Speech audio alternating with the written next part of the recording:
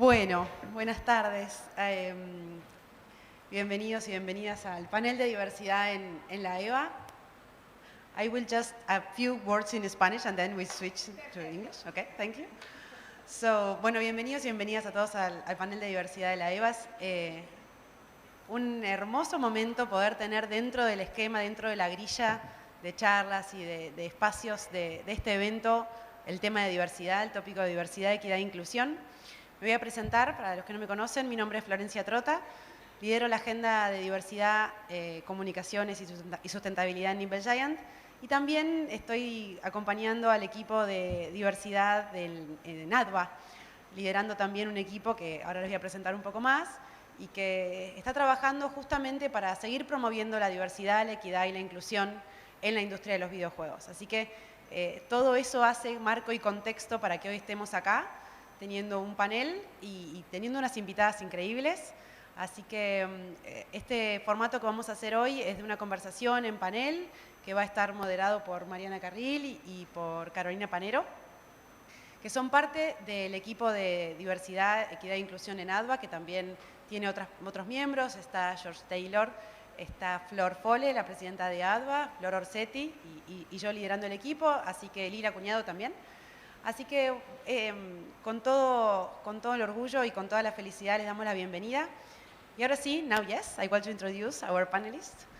Chloe Giusti from Xbox, and Leah Hoyer y Mcintosh de Amber van a estar participando con nosotros. Este panel es en inglés, pero si alguien necesita algún tipo de traducción o algo, tenemos expertas acá que lo van a poder hacer y van a conducir el panel. Y después al final, un espacio para preguntas. So, we can start. Thank you for coming, and that's your space. Awesome. Thank you. Welcome, everyone. First, thank you so much for coming to visit us. We're really honored that you're here, and today we want to talk a little bit about your experience in the video game industry and specifically any milestone that you might have accomplished or found or just bumped into in regarding diversity and inclusion, something that might have happened at some point that just comes to your mind. So there's your mic.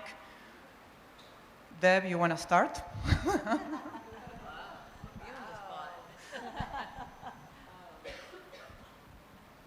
Yeah, there's actually a topic we started talking about earlier, but I actually just thought of another one. So when somebody says something that is extremely passionate, personal, touching, you can change the way you think about everything, right? And I don't know how many of you know who Gina Davis is, but she is a celebrity actress, you know, in America. But she has this huge, I don't know if it's an actual foundation yet, but she has this movement about portraying women in the media, all media, in a better way, right? And I remember she came down and gave a speech one time about it, and I was so clueless, I really didn't think about it. I knew that we didn't have a whole lot of parts, and it was always like supporting roles, unless it was like a chick flick movie, right? But after she gave that speech, I saw a change in a lot of people. Like when we were talking about video games, we were talking about the animation, we were talking about the drawings that everybody had of the way that women were portrayed. That's not real, right? And it's like the whole thing of like, throw like a girl, right? But like if you... Exactly, that's a positive thing, because have you seen like a female softball pitcher that could like knock your head off, right? So the different ways of like portraying women all the way around was, I think, is a way to change the perception of the world. And she's doing it one game, one film, one cartoon, one Barbie at a time to make the world like actually look at it differently. And I think if you can think of like one little thing that changes perspective and then you change somebody else's perspective, almost like politics, right? Like if you can have a healthy debate with politics with somebody on the other side and you can get them to change their mind based on just opening their eyes to something, you're going to win and you're going to move forward. And I think a lot of the movement in women and how they're portrayed, I think, is coming from her. So look that up if you get a chance. Awesome. Leah? What's your experience? I will probably start by telling maybe a really awful. Well, it was awful to me. It was kind of a turning point. I used to be, before it closed down, I was the head of creative at Telltale Games, known for their very story-driven. And as we all might know, it closed down several years ago. Someone's trying to reboot it, but the old version closed down. And about a year before it closed, we got a new CEO who came in, and one of the first decisions he made, and I will say it was a correct one, was that we needed to lay people off. Because if we didn't have a layoff, we would have closed much faster. But what that meant is we were about 400 people, and we needed to become about 300 people. And my team was about a third of the company at the time, needed to therefore lose 40 people. And at the end of the day, I was the one sort of responsible for signing off on who had to be let go and who didn't. And, that's bad enough, right? But I had a one-on-one meeting with the CEO, who was my boss. We would meet all the time.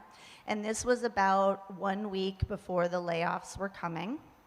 And we were down to the place where maybe I needed to cut 5 more people, and there were 10 people on a list, and it was just awful, like literally an awful experience. I don't know that I've ever experienced something quite that awful. Maybe it got worse, though, from this meeting, because I sat down with him, and he was like, "So how are you doing?" I was like, "Not great." And he's like, "Oh, why?" I'm just like, well, because, we're laying off people and the like. And the first thing he said, the first couple things were, I learned a long time ago that no company is really going to care about me, so I'm only going to care so much about a company, and when I go home, I turn it off. And I'm like, oh, okay, well, my new boss just told me he doesn't really care about the company, and he definitely doesn't care about me, so there's a start. Yeah. It gets better. And I was like, trying to maybe ease the tension, thinking maybe he didn't understand what he just, the impact of what he just said, or didn't mean it quite that way. And I was like, well, maybe I envy that, but it's because this is about the people, and I just really worry, and I kid you not, he said, that's because you're a woman. And I went, I'm sorry, what? And literally, it was just this moment where, yes, I had seen in the video games industry that I had been in for probably 5 years before that, after making television for a decade before. And I will say there's a real difference. I never felt that kind of sexism and other things in TV in the same way. It is different. But I'd never had it be quite so thrown in my face. And it was like, my boss, first of all, my boss had 7 direct reports. I was the only woman. We had a leadership team where we would have a weekly meeting, and it all of a sudden just hit me. He walks into that room every week and looks at me as the one who's the woman. Looks at me as the one who's got to speak for women on the team or might provide that sort of thing. And at that point, that really flipped how I think about setting up a studio culture, how I think about making sure that our recruitment processes truly are inclusive and equal, and how we have to stand up for each other, how we really have to call people out on things that they might not think are problematic, and not in a lot of people maybe make things that make it awkward for not just women. Let's be honest, it's all inclusivity, all equity in games. And a lot of people do things that can make people feel lesser, and they don't mean to, but making sure that we're calling that out. And just that, literally that one moment, it shook me. And it was this, I'm in a leadership role, and I have more power than most people to do something about this. And I need to do something about this. And, Since then, it's spurred me on to do many other things that I'm sure we'll be talking about, but that was like, oh, this is a real problem. Like, this is a problem that we do need to address. And since then, I've seen a lot of really positive changes. I feel like I've been able to make positive change. There are lots of other people who really have as well. But yeah, that was like a moment in my career. It's more than a milestone. It's a breaking point. Thank you. Chloe? I feel lucky in many ways because my first job in the industry was as a French lock QA tester, working for a localization company. And we had a lot of diversity in terms of nationalities, and so it was super fun, by the way. Like, we were all quite young, and we worked hard, and we partied hard, and it was awesome. But we had like French and Italian and German and Russian and Spanish, like English people as well. This was in the UK. So there was a huge diversity of culture in the company, and there was also a huge diversity of gender because the language component brought a lot of women to the company. We were students for the most part. So that my start in the industry was actually a very skewed view of how the industry at large was. This is like 20 years ago. And when I started then working for a more corporate environment, still within games, I started realizing, oh, wow, I've been so lucky that that was my entry path into this industry because we have some work to do. And having arrived with a very positive outtake, I then, got my scars from some experiences, that I'm not going to get into, but they're not fun ones, and you hear many women, that can echo that. But also, I've got friends who are, colleagues of colors who have shared stories as well. So it's across many different areas, and so the last 3 years I've been in the most diverse environment I've ever been at in a company and in my team certainly. And there were two pivotal moments. One was hearing, this sounds very like Xbox flag, but it is a little bit, hearing Sarah Bond sharing with a number of us, and she's talked about this publicly as well, but getting on the E3 stage, in the Xbox E3 stage in 2019, and she was the first woman, and she was the first person of color representing Xbox on the stage, and she had been briefed before getting on the stage about the fact that she could get some harsh feedback for getting on that stage just by being who she was. So she was like, okay, I'm going to take this in, I can do this. And she talks about her experience on stage as being an out-of-body experience, and then she just realized that that was her moment of representing and like changing the face of the industry for many people, and she had an absolute blast on that stage because she was like, this is amazing, and I don't care about the negativity that could come up. I'm going to own this moment because I'm going to own this moment for a whole community and represent a whole side of society that in our industry had been maybe underrepresented. And then she walked out of the stage and apparently was overwhelmed by emotion because it was so awesome. So hearing her talk about that was really special for me, and has really incentivized me to be more intentional about listening and hearing what people, what their challenges might be. And it could be because you're, a young woman new to this industry, and it can be a bit overwhelming when, it still sometimes feels very male-dominated, although the audience is changing. I mean, I'm looking at this room, we're talking about diversity, so it's maybe a little bit skewed because it's attracting, a specific audience. But I was on the expo floor earlier, and I was like, no, you know what? It's getting better. It's getting better all the time. And so really looking to approach it in a positive way. 2 months ago, I was in a Zoom team call. We use Team at Microsoft. But we were on a call, and I'm looking at everyone had their video on, and there were 2 men on the call out of a call of I think it was 9 of us, and we kind of all patted ourselves in the back, saying, "Look at that." A few years ago, it probably would have been the other way around. So it's nice, and not that we should be more women than men. It's not a battle of who's better, but I think there's definitely an acceptance that we all bring something and unique insights into how we should work together. And I really love working with other women, and it's really nice to have that balance these days. And we still work to do, but yeah. A healthy balance. So, anybody has any questions? Now is the moment. You have a question. You have? No questions? Nobody wants to ask anything? You have a question. Not really.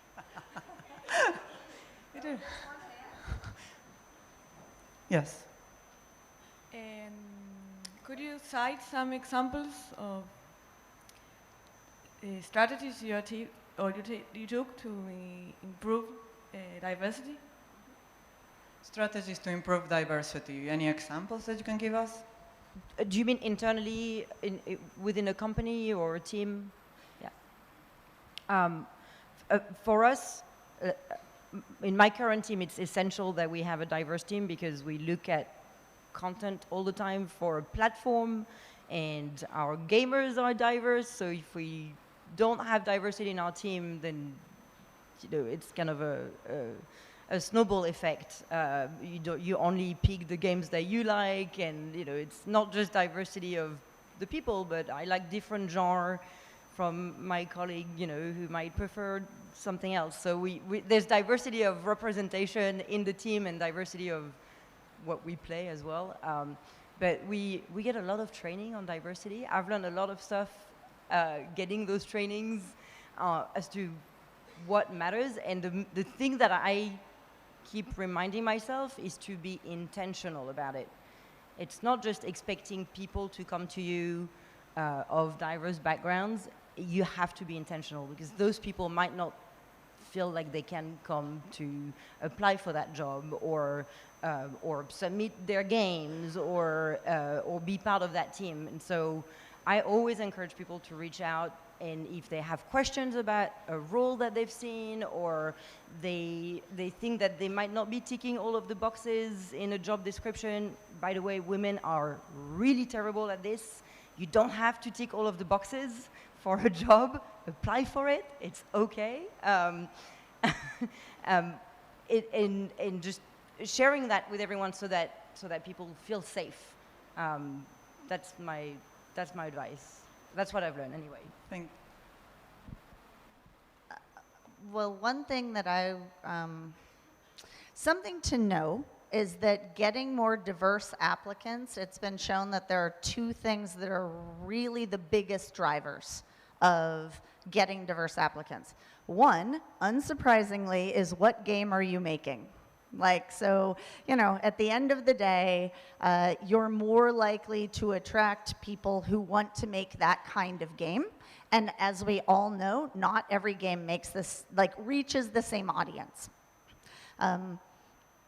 There's a game about a certain, I might as well just, Hasbro was making, I worked at Wizards of the Coast, owned by Hasbro. We are making a video game about G.I. Joe, and they found it very, very difficult to get women on the team. And you're like, oh, I can understand why that might be. Lots of first-person shooters, that's tougher. And it's not to say that what you should do is change the game you were making per se, because you were making it for an audience There is a really good place in this world for first-person shooters. There's a very good place in this world for fighting games. So it's not so much about that, but the way in which you think about inclusivity within that genre.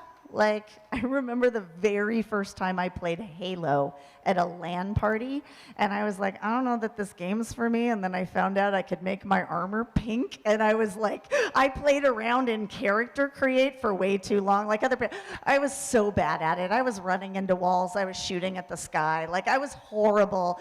But they were also like, you know, Leah, we can see you from a mile away because you're pink. And I was like, oh yeah, probably not a good thing. But it's not to say like that doesn't shift it over, but you can talk about your game. You can talk about the inclusivity of your game, the reason it actually reaches many people, particularly on like your company website, your various other communications. Think about, does all of your media just speak to 35 to 45-year-old dude bros? Because if it does, you're not going to attract people other than that to your company.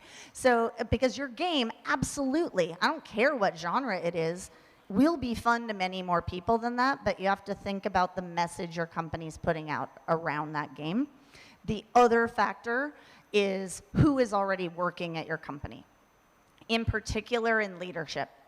And it becomes very much a self-fulfilling prophecy that once you start to reach a certain number of folks representing diverse segments, underrepresented groups, you know what? When they post something on their LinkedIn that there's an open job available, their connections look different than other people. And so you're more likely to reach new communities if internally you're very intentional about some of those.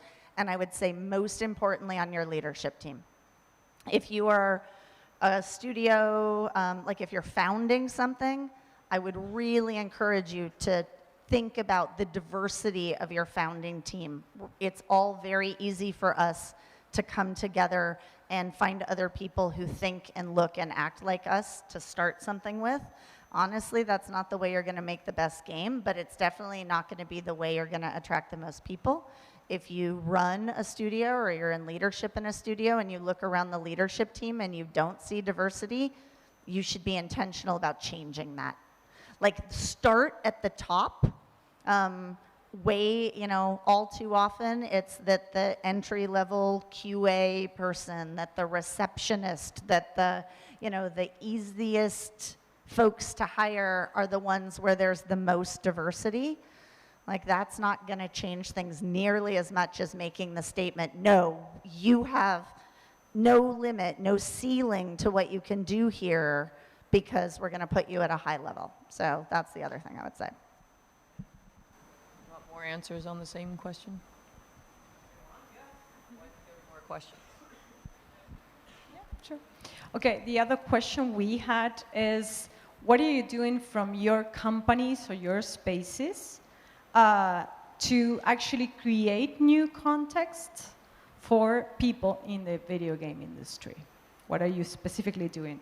Deb, if you want to go. Yeah, so I think it's probably similar to what Leah was just talking about, right? So the diversity of your content, the diversity of your games, the diversity of your target audience, as well as the makeup, right, of who can bring different values and different things to your studio. You always say, like, if everybody was the same, regardless of what we're talking about, right, any kind of diversity, if everybody was the same, you would probably end up with a very boring product, right? Like, you have to start thinking of diversity. And at this point, I'm not just thinking like gender-wise, I'm thinking everything, right? Backgrounds, cultures, ethnicities, wherever you come from, what your background, what companies you've worked for, right? Everything that you can from a diverse point of view. You want that, right? And you want different opinions. And so a lot of times when I personally will hire people and there's different areas in the team, we don't want to hire a clone. Right? That's boring. If you just hire somebody that thinks like you, you're not going to get anything different than you would have made by yourself. So from a company perspective, as well as my advice to like other companies, when you're hiring, look for people that are not you, Do they look differently than you? Do they act differently than you? Do they have a different point of view? And they have talent.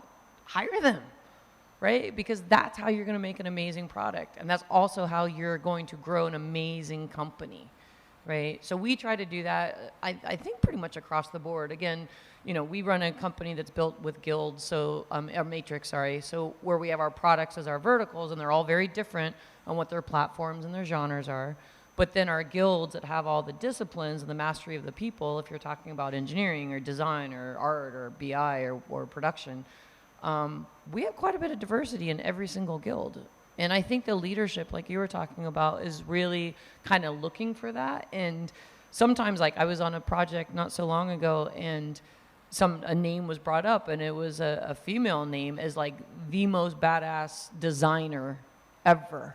And I didn't know who this person was. And once her name was there and they started talking about her, and then they brought her into a meeting, then we had a pitch meeting with a major AAA like global company. I was like, holy crap, this chick is on fire. I have never seen that, right? Like, from that amount of passion, because a lot of people just won't speak up. Or maybe the man will take that thing, or the majority of the person in the room, right? So look for people that are different than you. And make a conscious effort. And one of you guys just said that, intentional, right? And an intentional decision, an intentional effort to bring in everybody from different aspects. I will say, like, our studio is fairly small, and it is, in some ways, it's almost easier to make sure that you're setting yourself up on the right track if you start early, right? So when you're 7 people like we are, well, something I'm proud of, but actually haven't been actively doing it. Our entire engineering core, which is 3 full-timers and a half-timer on our team, are women. Like, we didn't try, but because our tech director was a woman, you just had more women applying, and bluntly, they just gave the best interviews. They did the best, and it just happened that way. Like, I don't want it to continue to be all women, because that goes in the wrong direction, right? But as a small team right now, it's largely there. But I will also say, one thing, to go back to something we did at Telltale, if you ever have the opportunity to do something like this. I got to Telltale, and they were talking about how the people who were hired to be the writers and the narrative designers, particularly the writers on the games, oftentimes just weren't working out. And bluntly, it was because they were looking for the wrong things. They were hiring for things that, they would be like, this person wrote a great novel. And I'm like, I'm sorry, writing a novel's not the same as making an interactive story. It's not to say that a person can't be good at both, but doing one does not by any means prove the other. So their process of looking at candidates was weird, which was the problem. But in order to do that, we were like, well, then let's change. They were like, we just can't find people. And we were like, well, why don't we actually try to, they were like, they're sort of unicorns. I was like, well, let's see if we can make unicorns. So what we actually did was, at a GDC, this was probably, I don't know, 7 years ago now or whatever, we put out a call that we were going to have a seminar at GDC for people to learn how to write interactive storytelling. It was going to be a 2-day seminar that they could come, and it was right before it. We'd tell them all of our tips and tricks. But to get into it, you had to send in just a statement of who you were and a resume. But the most important thing was a twine. And Twine, if you don't know it, is just this free to download, what you see is what you get kind of text interactive narrative tool. You can learn it in 30 minutes easily. There's a ton of tutorials. So if you think about interactive narrative, totally recommend it, separate conversation. So we were like, hey, you have to write a story about this prompt. And the prompt was very open-ended, and it had to have a playthrough. You could play through one version of it in 7 minutes. Those were like the tops. We thought, well, maybe we'll get some interest in this. We got 500 people applying to this program. And we took the names and everything off. We didn't look at the statements in the resumes. We just started with people's twines. And looking through it, we ultimately then got to a place where, okay, we found our group, then we wanted to see mostly about their statement. I didn't care where you came from or what you'd done yet. If you were good at this, cool. Why did you want to work at Telltale? What were you excited about? Why are you interested in interactive narrative? And then we got like the top 25 and we invited them all to this thing. It was the most diverse group because we were like, look, are you interested in this? Like, come be part of this. We literally took out all of the kind of, well, as much. It's never possible to take out every kind of sense of triggers of like your gender or your ethnicity or anything. But we did take out a whole bunch of things. And we wound up having we had people who were just out of high school. We had one person in our group who was 72 years old. And I love that. Like, talk about an underrepresented group in the video games industry. Like, you know, more of us are going to get there soon, but right now, that is absolutely underrepresented. We had a whole bunch of ethnicities, and it was almost 50-50 split men and women. And that was just really exciting. And as a result of that, we wound up offering internships to 2 people. They both happened to be young women who had just come out of their like college programs and were very early in career. Both of them now are kicking butt at Insomniac, being awesome and doing amazing stuff. And like that part of it though, like if you can figure out ways to get rid of the kind of biases in the review process, I really encourage you to do so. Like, you know, do as much as you can that when people are looking at resumes, have multiple people look at promising resumes or even things that are on the fence, making sure that, you know, and make sure that when you interview people that I can't tell you the number of times I've gone in for an interview and I'm like, I'm sorry, do any women work here? Do any not Caucasian people work here? You know, just like that, it sends the run, and sometimes the answer is, well, not really. But you know, make sure that also is there, and I love the idea of also making the interviewers think about, how is this person different than you in a good way? Like, how is that? That's just, if we could, like, I might actually, like, I've now been inspired to be like, anytime we do an interview, I want to make sure that all of the people interviewing can answer that question at the end of their time, because that's a great question. Anyway. It is a really good question. There's 2 angles from my point of view that we look at. There's how we bring in more diverse employees and have a diverse team, and then because of my job, we see a lot of pitches, and so how do we also ensure that when we look at content as a team, we make sure everyone in our team has a voice, and we have changed I've been in this role for the last 3.5 years. We have changed our process in the 3.5 years. But 4 times. It's really important for us to make sure that everyone in our team has a voice, because as I was kind of saying earlier, you know, I like narrative, adventure, platformer type of games, and there's someone else in our team who loves RTS, and there's someone else in our team who loves first-person shooter. And you've got to know your own bias, right? Like, if I see a game pitch that comes through and it's a first-person shooter, I have to tell myself, this could be a really good first-person shooter. I might never play it. Sorry if there's any first-person shooter. But I've got to make sure that it's seen, and it's seen for its value as a first-person shooter. So when I first joined, we had this process, and it might sound really archaic for Team Xbox, but we were having a meeting or call, because it was COVID, and we had a 1-slide summary pitch per game that we were presenting to the rest of our team. We'd have maybe, I don't know, depending, 10 to 15 people on the call, from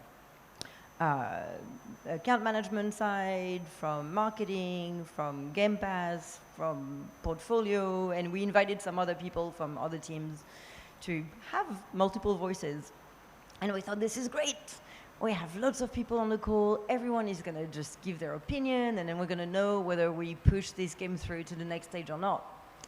Except, you have much louder voices in the team than others. You have shy people. You have people who don't necessarily trust their own, opinion. I was new in the job. I was like, do I tell them that I think this is not looking awesome, or that this is looking awesome, when everybody is like, I think this is not? And so we we all kind of sat down one day and we were like, this is not working. Like, we can't have something that is just about who is going to be the most vocal, because ultimately you're going to end up with the same titles or the same genre or whatever. Like, titles might be ignored because it's someone else's perspective over someone else's. So we then designed, changed the process, and we designed this anonymous voting form, and that worked really, really well for a while, and we're kind of still using that in many ways. But then we also looked at the options in that form, and at first we had yes, no, maybe. Got to start somewhere, right? And then we were like, wait, how are we looking at this title? Is it a yes, no, maybe for my own personal tastes? Is it a yes, no, maybe for this game would be cool for our porting fund? Is it a yes, no, maybe for our Game Pass team should look at this? And so again, we went back to the drawing board and we were like, okay, we're going to add more options. Oh, but wait, we have new people in the team. We should make sure that they know exactly how to look at this game. Do they look at it with a commercial angle? Do they look at it with a developer support, funding, diversity angle? Do they look at it with a personal view? So constantly, iteration after iteration of concept and pitch review, we have to evolve and accept that not one process is going to work at any given time to continue being inclusive, to continue being diverse, and to continue making sure that everyone in the team feels heard. And it's really hard. That's the internal side of things. Then the external side of things is that I was encouraged to reach out to people and ask questions about jobs, about careers, about whatever. And at first I found it really scary. I was like, do I email this person who's like 3 levels up or in a different company that I've never spoken to? Like, are they even going to respond to my email? But then I was encouraged to do the same and offer mentorship to people. And I'm like, oh my God, why did I not do this before? And by reaching out to people, the worst case scenario is that people might not see your email or they're too busy and not going to answer. But this industry is actually really, really, really nice. And being intentional about offering mentorship and being intentional about being a mentee and looking for your mentorship is only going to help things, because you're going to go to people that might not have thought much of your profile or your experience, but if you engage in conversation and start that early, 2, 3, 4, 5 years down the line, you might find yourself applying for a job that this person is recruiting for, and they're like, oh wow, I remember speaking to Chloe, and she was just getting started, and actually, oh look, she's doing this now. I'm going to talk to her. And I guarantee you, we've had 2 people joining our team in the past 2 years. That's how they got the job in our team, because they had spoken to lots of different people. We were encouraged as a team to take the call, answer the email, answer questions, and engage. They had 0 experience in the games industry when they started, and one of them now is part of our portfolio team. He's a huge gaming advocate, huge gamer himself, and he's so knowledgeable, even more, way more than I am on games. And it would never have happened if we didn't have that philosophy of leaving the door open and having the discussion. And maybe sometimes it leads to nothing, but there is 0 risk in doing it. So that would be, that's what we kind of do as a group to make sure that we keep the door open to diversity. Very good, thank you. Anybody has any questions? You don't have any questions anymore? Okay. Nobody? Any experience? Oh, I like that. How many people here actually have like started a company? I'm really curious. Like, how many people here have like founded your own? Because we've now started with that a lot. Now, I will say, anybody? Like, how many? 2, 3. Yeah, I mean, here's one other thing. If I talk about what I'm doing, I said, heck with it. I'm going to start my own company and set up a culture that I want to have. So, you know, like that's a big part. It's powerful. Like, you need to know, like, it's risky.